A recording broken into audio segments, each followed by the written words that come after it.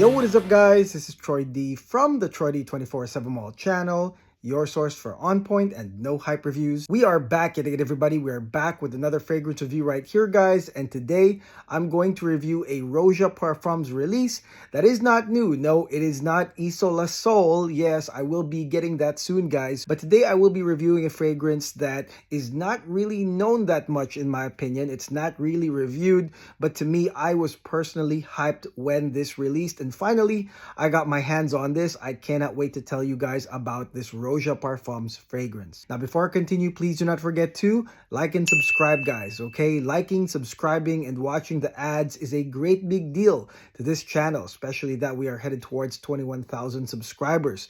So please continue all your support, guys. I appreciate it. As we head towards 21K, I appreciate all your support. And the fragrance that we will be talking about today is none other than Roja Parfums Turandot. Yes, Roja Parfums Turandot. Yes, oh my goodness. This one right here, I got pretty hyped, guys, when I saw this release. And this is actually kind of part of this opera collection that Roja has. And Roja actually said that, he really wants this to be a trilogy. Lakme was the first one. Turandot is the second one, guys. And hopefully there will be a third, guys. Okay, now this fragrance right here is an ode to the opera house in Muscat, Oman. Roja made a perfume specifically for that opera house. And as you can see with the bottle, you've got this lovely red opera house motif on the bottle,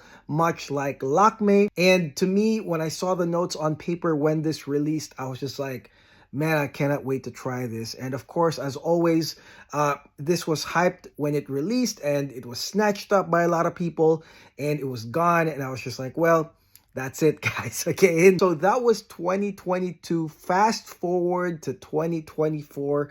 I was lucky enough to grab a sample from my friend Dustin, who does a lot of these really limited niche decants. And man, I wore this a few times, and I cannot wait to tell you my results on this fragrance. Let's spray this thing right now.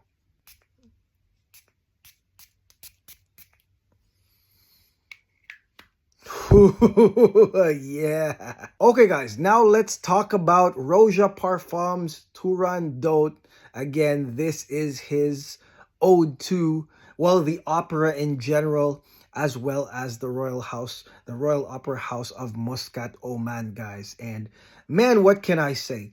The opening of this fragrance is simply amazing. You can tell just by my reaction once I sprayed this fragrance. Right here in the opening, it's pretty enchanting and magical, just as Roja Dove describes it, guys. You are going to get bergamot, lemon, petitgrain, aldehydes, as well as the early appearance of peach, guys. Now, let me tell you, this opening is simply amazing. And if you guys are fans of RDH P15, maybe you'll get a little hints of that here and there because of that aldehydic intro. But then again, with this aldehydic intro, you've got the sparkling, and I mean sparkling bergamot and lemon, some greenness from the petitgrain, guys. And of course, you're going to get pretty much the most prominent note in the entire fragrance, which is peach. And I know that you guys love peach. I mean, peach is now probably in some of the most popular perfumes nowadays. And a lot of people love peach. What can I say? And peach is a nice fruity note that is kind of warming in a way, guys. And so remember what I said before about how Roja is pretty much a master of creating expensive, royal smelling perfumes. Well, I told you guys that the formula to me is creating something that is sparkling and mood enhancing, but at the same time comfortable. Well, he does exactly this with the intro of Turandot. Again, aldehydic, uplifting, mood-enhancing whiffs with sparkling citruses and petitgrain. And then you've got the warm blanket of peach right here. And again, this is an enchanting, magical combination that is sure to grab your senses, and it'll probably grab the senses of everyone around you. This is very special in the way that this intro is so elegant and magical.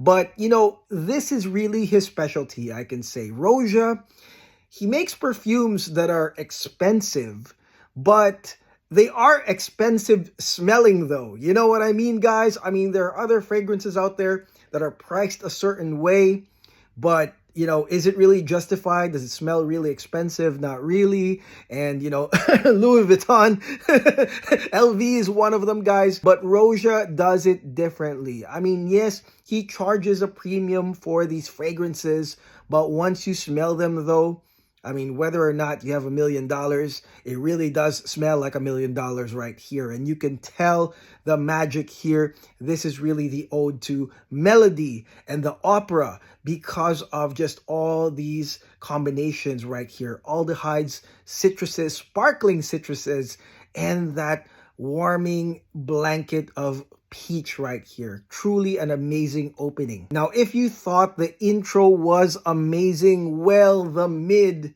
is pretty amazing as well. Let me tell you guys that the peach is truly the most powerful note right here. Matter of fact, you smell it as soon as you spray this fragrance, guys, and it lasts for hours and hours. And with that being said, peach is really the core note here, I would say. But the sub notes, guys, the sub floral notes, this right here is the opera. Okay, this is the opera of this fragrance because, man, only Roja can really do this. Really, he can combine all these florals in a beautiful medley, and it smells freaking amazing, guys. Okay, and some of the florals right here that can immediately smell.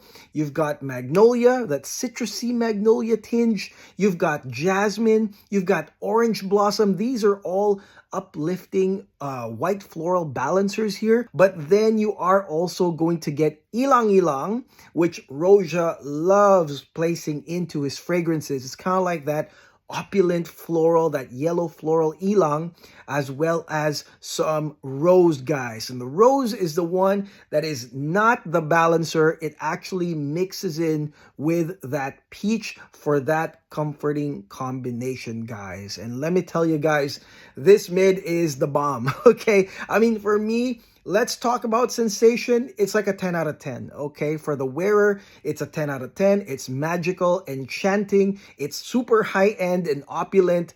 Again, this is not, you know, on the common usage type of perfume. This is a special type of combination here. The floral combination right under the blanket of the peach is really one of the biggest highlights right here. Okay, now let's talk about initial sillage and projection of Turandot. Now, I'm sure some of y'all casual users of Roja are probably complaining about Elysium being a weak perfume. Let me tell you, this one right here in Parfum concentration is probably one of the strongest ones that I've had. I mean, talk about being enchanting and magical for the wearer, but being strong enough to captivate everyone in the room, guys. This one right here has a very strong aura scent that actually has a scent trail, and it is thick thanks to the peach, thanks to the rose, thanks to the aldehydes.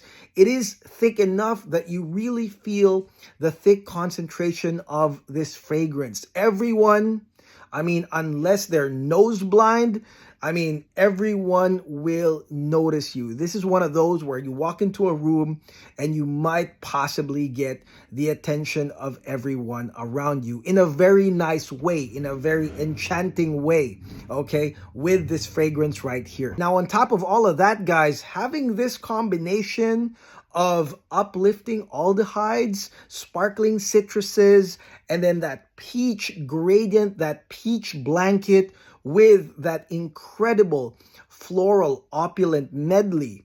This has a super long coverage too. This whole part right here of the opera, I mean the perfume Turandot, this part lasts up to 7 hours, guys. 7 hours, 7 long hours. So it's not just something that goes away in 2 or goes away in 3. I mean, most dry downs really start at 6. No, this one right here is again thick, and I'm assuming it's because of the tons of notes placed in here. But man, the floral medley and the peach incredibly lasts up to several hours. So this is one of those fragrances that if you like what you smell, you're gonna get a very long coverage of wearing it, and that is why I like this fragrance as well. Also, part of this mid, you are gonna get some blackcurrant here and there, a little fruitiness, a little tartness here in the mid, guys, and then heading into the dry down before it goes into a powdery cashmere dry down, you are gonna get the curved notes of heliotrope, princess tree, which smells apparently like vanilla, as well as immortelle, guys. Okay, so all of that like slowly sets it up again with that blanket of peach. It does get into this powdery suede mix, and thanks to the comforting complementary blanket notes of immortelle, heliotrope, and that princess tree, that vanillic princess tree, then it is a nice transition, a curve. I mean, to me, it wasn't that standout, but I could definitely tell that it was heading there as it became a lot more, you can say, gradient, suede, and powdery towards the dry down. Now heading into the dry down, guys, one of the things that I got curious about was this coffee note. And I was like, wow, really? They threw in coffee here? But let me tell you guys that interestingly, the coffee didn't really matter much, guys, because heading into the dry down, it really started getting pretty comforting and almost like suede and powdery at around the 6 hour mark. And that's thanks to notes like immortelle, iris, and cashmere wood. Really, it started this comforting gradient heading into the dry down on the 6 hour mark, guys. And that iris is definitely powdery. It still maintains the sweetness though, which I will tell you guys that you must like the sweetness, okay? So if you are not into sweet fragrances, floral or peachy, this is definitely not gonna be for you, because really the sweetness transitions past that long coverage into iris, and then eventually, guys, you've got a very solid amber combination of labdanum and benzoin here in the dry down. For me personally, that coffee note, I was able to experience it, I would say in the 7 to 8 hour mark, but it really wasn't that strong. It was kind of like a very smooth disruptor, which was really nice having a coffee note in there. But seeing or smelling rather that amber continue on from the peach, that made much more sense. Having an ambery dry down, of course, there's still some woods, there's some cashmere musk, there's some patch as well, a green ending as well here, but mostly it is ambery and sweet, and it is a definitely interesting and logical continuum from the mid of this fragrance. Now, obviously, guys, you can tell that I liked this fragrance, and it's not going to be a fragrance that's going to be the same as some Parfums de Marly fragrances or Tom Ford's, because this is beyond all of that. I mean, really, you might be able to like fragrances because they are common use fragrances. There's a definitive use for them. But first and foremost, guys, mostly you're gonna like this because of the appreciation of how Roja Dove put this thing together, putting in all these beautiful notes, basically like an opera,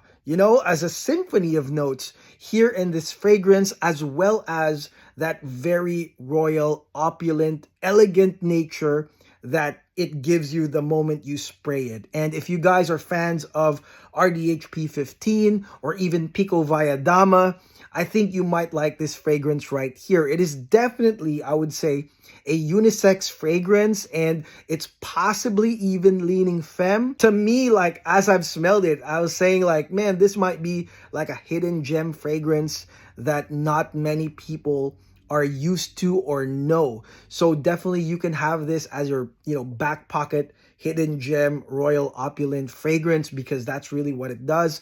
And definitely this is a special occasions fragrance. But definitely I would say two things. If you're into really, really masculine fragrance, this is not for you, because this has sweetness from start to finish.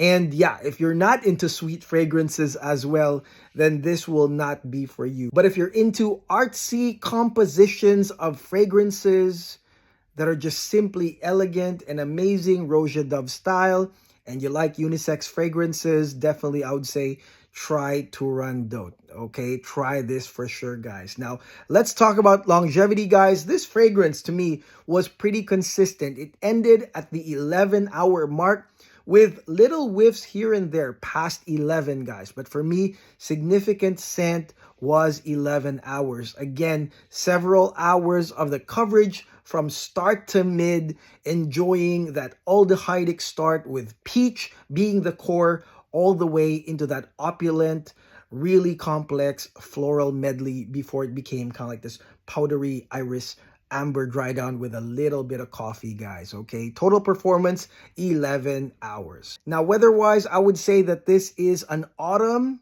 to winter scent, but also this is applicable in any AC environments or cool environments, especially at night.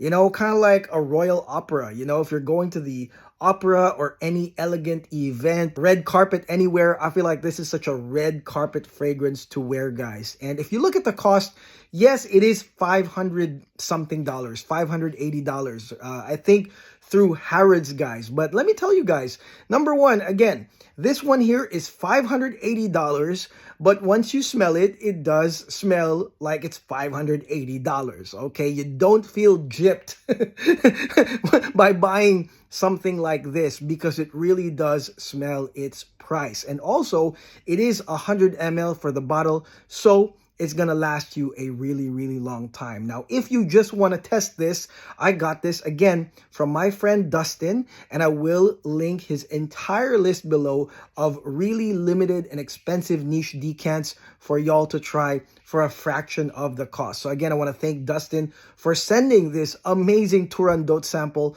to me. I was like, oh my God, I've been waiting for this. I saw this on somebody's list. That's amazing. I was really, really happy to get this sample from Dustin. Thank you again, Dustin. I appreciate you. Ultimately, I like this fragrance, and because of this, I might actually go for Lakme. I want to try that. Have you guys tried Lakme? Do you guys think that's amazing? I mean, Turandot, like I said, is pretty amazing.